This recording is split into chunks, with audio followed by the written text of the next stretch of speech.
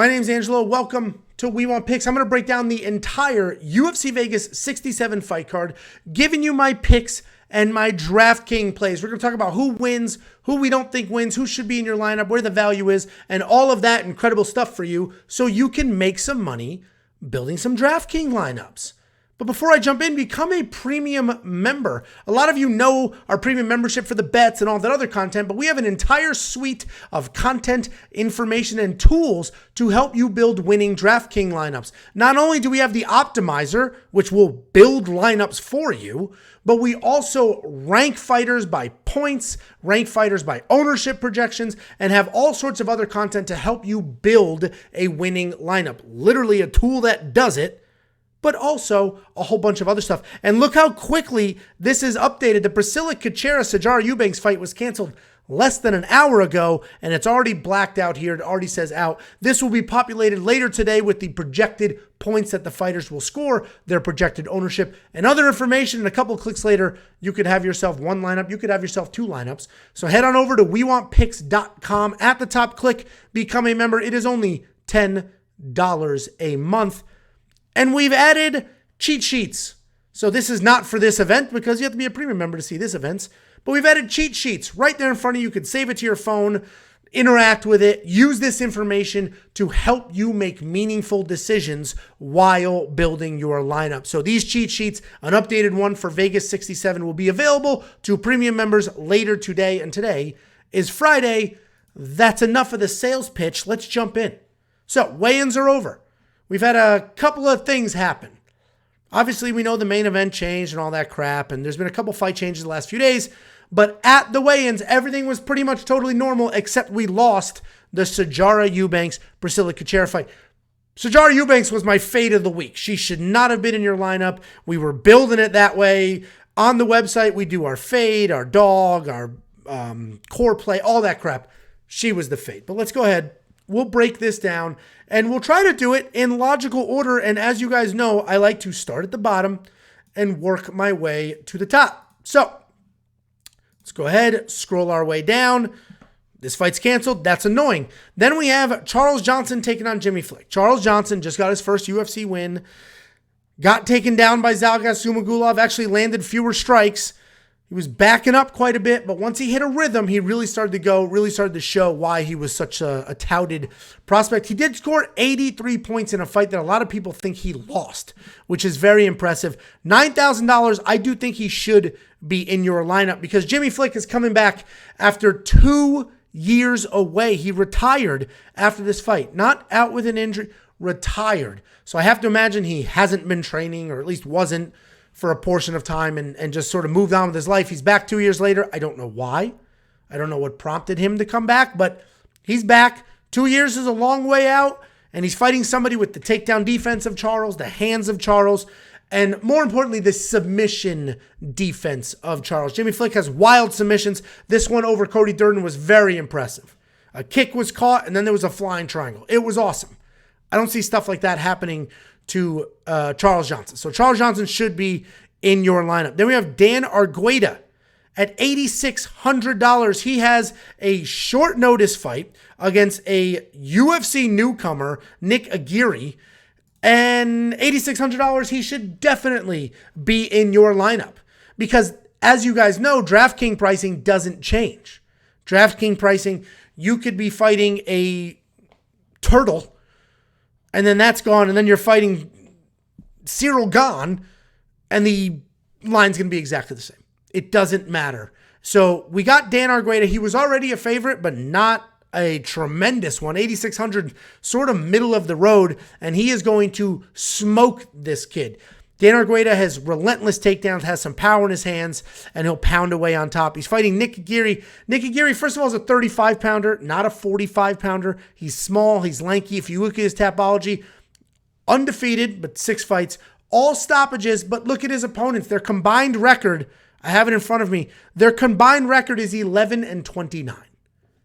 Only one of those dudes has a winning record. The rest of them all have losing records. So there's just levels to this, and not that Dan Argueta is going to be a world beater, but he should be able to smoke this dude who essentially got the call up, take the call up, of course, I guess. But $8,600, he should be in your lineup. Alan Nascimento versus Carlos Hernandez. Listen, a lot of you love Alan Nascimento here. Alan Nascimento. And he's a very good fighter. He's got fun striking. He can grapple as well. The problem is his wrestling's not great. And if he gets taken down, he has excellent sweeps and submissions. But if he doesn't get the sweeps or submissions, he just ends up chilling on his back the whole time. So that could happen here because Carlos Hernandez is also a grappler who's got some decent striking, some solid accuracy. Frankly, Alan Nascimento should not be in your lineup. Not at $9,100. I know a lot of you think he's going to dominate this fight, and he might. He might. But there are other people at these price points that I think are going to score better than Alan Nascimento. And Alan Nascimento, this is a close fight. I really do think this is a close fight. I don't think he should be as big of a favorite as he is. And Carlos Hernandez is the real deal, and he's dangerous. And, again, I think Nascimento wins. I do not think he's worth $9,100. Then we have Mateusz Rebecki, and he is taking on... we have Mateusz Rebecki. There's two Mateuszes on this card. And he's taking on Nick Fiore. Rebecki should absolutely smoke Fiore. Rebecki's legit. This is his first UFC fight, but he's a relentless grappler. He marches forward. He throws big 1-2s, starts working the legs. He will hang out for a striking match if you let him. He's got relentless cardio. Like, this dude is solid. He's very, very dangerous, and he's fighting Nick Fiore. Nick Fiore is sort of showing up on short notice, very short notice, less than a week. Also a UFC newcomer, but only 6-0 in his entire career. And I just think this is a problem for him. Yes, he's a BJJ black belt, but I think he's going to get taken down. He's going to get pounded on. He's going to get smoked. He's got a wide guard, like when he stands striking-wise, so strikes come through. Rebecki should be literally better everywhere. Maybe just the raw jiu-jitsu. Nick Fiore is going to be better, but I don't see it being an issue for Rebecki. So again, Rebecki, we got a nice favorable $9,400, and that's sarcasm here because that's a ton of money to spend. But I literally think he is the guarantee of the card. If I look at this entire card, I think he has the easiest fight, and he's the guarantee. A lot of you think Umar Nurmagomedov is. The odds certainly feel that way, but Umar's got a tough fight. He's got a very good fighter in front of him. Rebecki does not. So Rebecki should be in your lineup. Not only is he excellent, his opponent is not. And $9,400, unfortunately it's a high price tag, but I think we should spend it. Abdul Razak Al Hassan. I don't think you should have him in your lineup. There's a world where he gets a knockout win. This is striker versus striker, essentially. Even though Razak Al Hassan is a judo guy, we haven't watched him use his judo in years. Years. Even where he got a couple of takedowns against Buckley, they weren't even judo throws. So we haven't seen him use the judo in forever. I think his opponent, Claudio Ribeiro, I think he's going to come out like a bat out of hell, swinging wild. There's no points here because his win was on Contender Series, and those don't get DraftKings points. But, frankly, I like Ribeiro here. I think this is a little bit of a showcase fight for him. I think the UFC put it together that way for Claudio to get that win because they're like, hey, Abdul Razak Al Hassan's kind of a name. He'll be a great test. We'll see how good Claudio actually is. But Claudio's got insane power in his hands. He comes forward. Yes, he is also hittable, and Abdul Razak Al Hassan hits very hard. But I like Claudio at $7,900. If you don't want to risk it, I get it. Cash games need to be not... You shouldn't take too many risks in a cash game. Certainly in a big contest, if you're a premium member and you have the optimizer, leave Ribeiro in. Let the optimizer do what it does and put him in there because if he wins, he's going to score a ton of points. But he can lose. So cash, that's up to you. Personally, I will probably have him in my cash lineup because I think he wins by knockout. If you think it's more of a 50-50, then leave him out and let it go. Then we have Javid Bazarat versus the other Mateusz, Mendonca. Listen, I think Javid Bazarat dominates this fight. I think he gets whatever takedowns he wants. I think he does whatever he does. We watched him outstrike Trevin Jones. We watched him outgrapple Tony Gravely. He didn't score incredibly well in the Trevin Jones fight because, as we know, all the points come from takedowns. All the points come from control in DraftKings and stoppages. Not just, 89 significant strikes is not going to score you that well. But I think Javid comes in here and I think he grapples heavy because his opponent, Matheus Mendonca, while he is a world champion jiu-jitsu guy, so he's very dangerous on the ground, he also is a bit wild on his feet. And I think he's going to come in wild and Javid's going to whoop, drop, and shoot.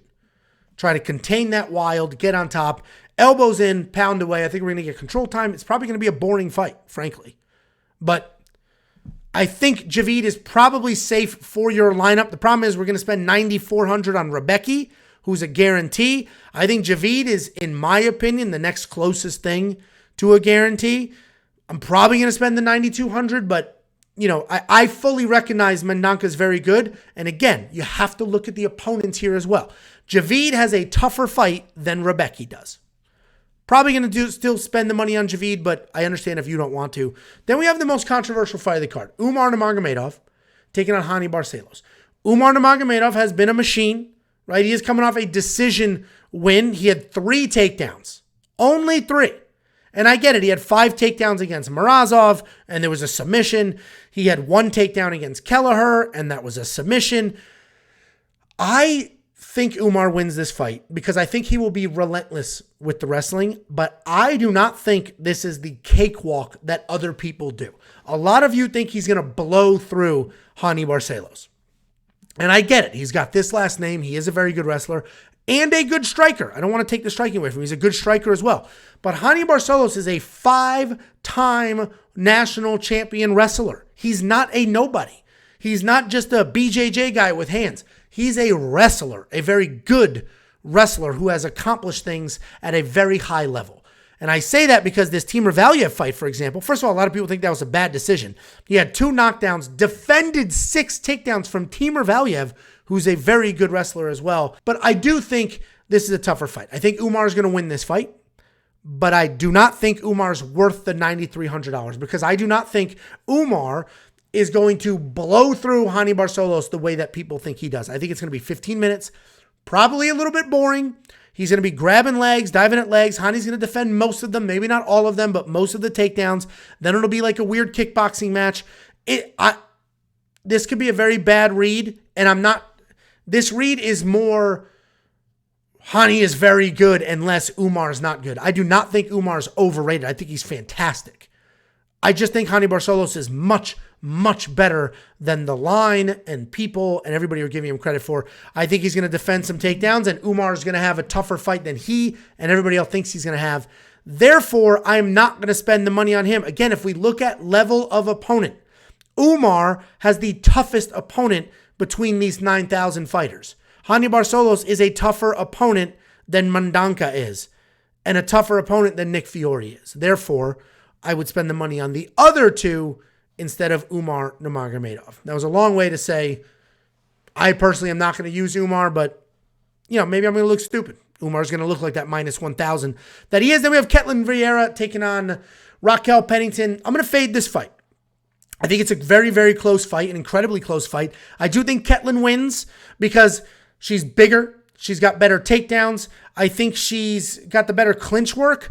But what Raquel Pennington has is cage clinch work, meaning she'll work you against the cage and just camp out there and rack up control time. She definitely have the far more experience, and the higher fight IQ. Ketlen is probably the more talented fighter. Raquel Pennington's the harder working, safer.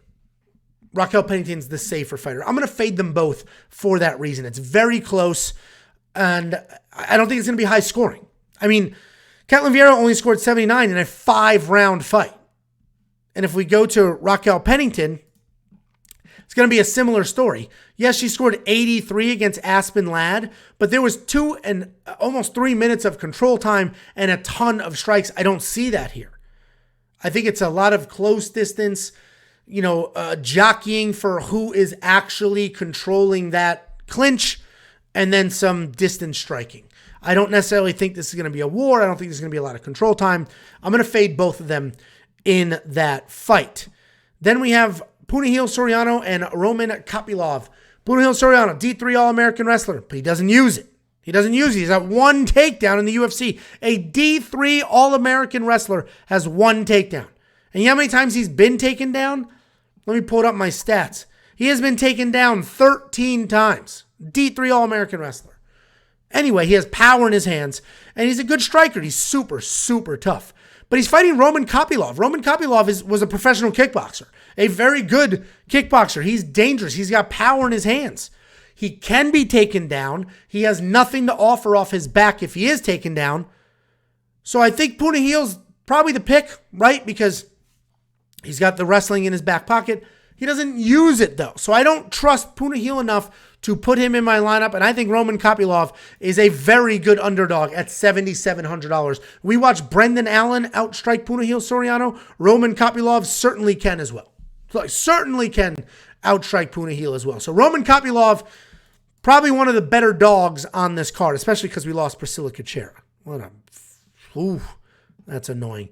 Then we got Dan Ige, Damon Jackson. This is another interesting spot. DraftKings chose the Ige side, and Ige opened as a plus 140 underdog, and then that full-on swayed, and now he's close to a minus 140 favorite, and it does go back and forth.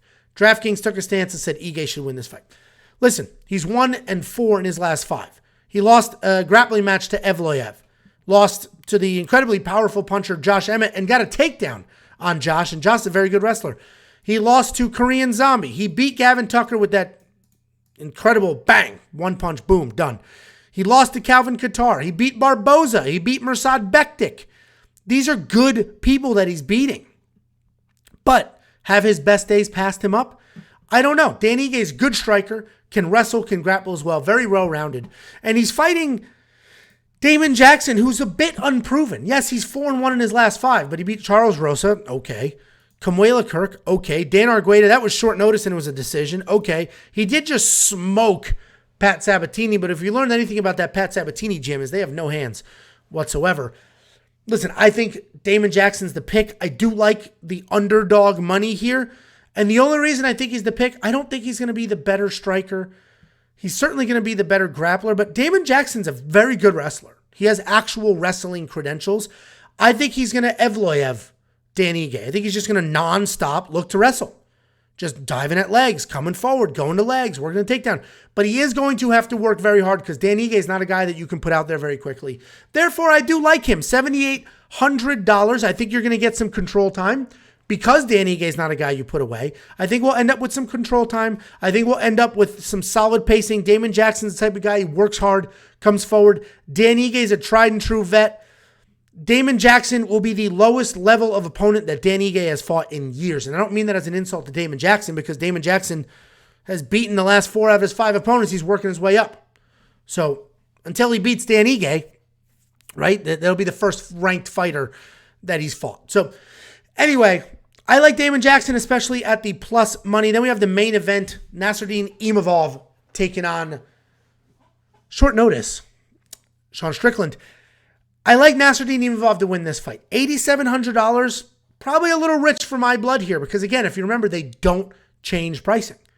That was his price against Kelvin Gastelum. I think this is a tougher fight than Kelvin. I think Kelvin poses more threats because of the wrestling and he has power. Sean Strickland has no power. Sean Strickland has said in the press conferences this week, I've done nothing for a month. I've been sitting around for a month doing nothing. But they offered me a ton of money, so here I am to get my money. Fine, totally fine. I think Imavov wins for all the reasons I just mentioned. But Sean Strickland is still Sean Strickland. I am not going to have Imavov in my lineup at $8,700.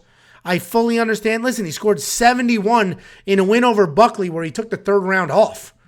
So, I mean, anything that resembles this is going to be over 100 points in a 5-round fight. So maybe you'll have him in your lineup. I'll probably spend my budget on the safer money like the Rebeckis of the world. But if we look at Sean Strickland, 2 losses in a row, Pereira absolutely flatlined him. Jared Cannonier in a 5-round fight, he only scored 68 points. And yes, he put up 152 significant strikes, but Jared Cannonier landed like 140-something. So he was very hittable in that fight. He didn't have his typical nonstop forward pressure. That's what lost him the fight. He did have a takedown, but if he's looking to grapple against Imavov, he's going to have a rougher night than if he just does his stupid jab bullshit. Because Imavov is a very good wrestler, and wrestling is exhausting, and Sean Strickland told us he's done nothing on the couch. I know a lot of you love Sean Strickland here. $7,700 is very good value on him, but I don't see him winning, so I'm not going to spend it. Guys, that is the breakdown. Become a premium member. You have access to the optimizer, access to our DraftKings ownership, the projected scoring, our new cheat sheet scorecard that gives you everything you need to know in one beautiful little graphic, player rankings, and all the other fantasy content like FanDuel, Monkey Knife Fight, Prize Picks, Underdog Fantasy, and then, of course, our bets, our picks, our notes, and more. WeWantPicks.com. At the top, click Become a Member. It is only $10 a month.